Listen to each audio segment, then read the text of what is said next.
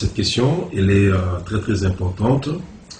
La charité, par définition, nous dirons ici, c'est un sentiment d'amour envers la personne de Dieu et envers son prochain.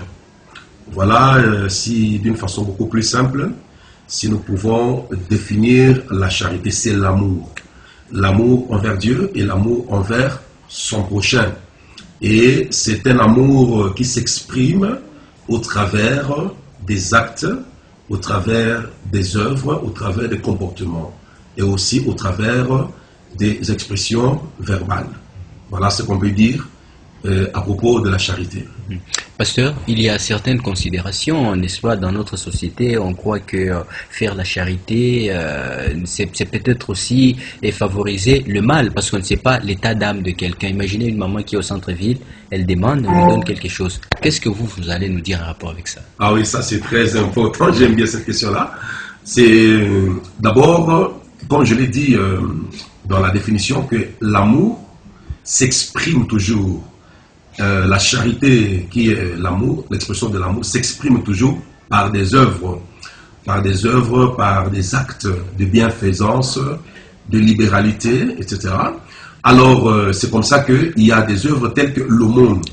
L'aumône, c'est une œuvre qui traduit la charité.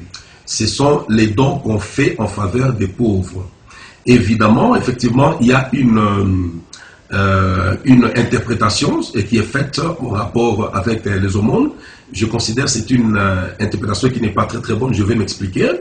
Il y a beaucoup de gens qui pensent que le fait de donner à quelqu'un de l'argent, et vous ne connaissez pas son état d'âme, supposons que cette personne-là est une sorcière. Vous lui donnez votre argent ou quelque chose, cette personne ira avec ça dans le monde de la sorcellerie, il va lier votre vie financière, etc. Je n'approuve pas cette interprétation-là totalement. Pourquoi? Parce que la Bible dit ceci: si ton ennemi a faim, donne-lui à manger. S'il a soif, donne-lui à boire. En agissant ainsi, ce sont des charbons ardents que tu amasses sur sa tête. Et l'Éternel, ton Dieu, te récompensera. Vous voyez? Or, le sorcier, c'est justement, il est dans la catégorie des ennemis de la foi, des gens qui nous combattent spirituellement. Et la Bible dit, s'il a faim, donne-lui à manger. Et quand tu vas lui donner, c'est-à-dire à manger, on peut le donner sous forme de l'argent aussi.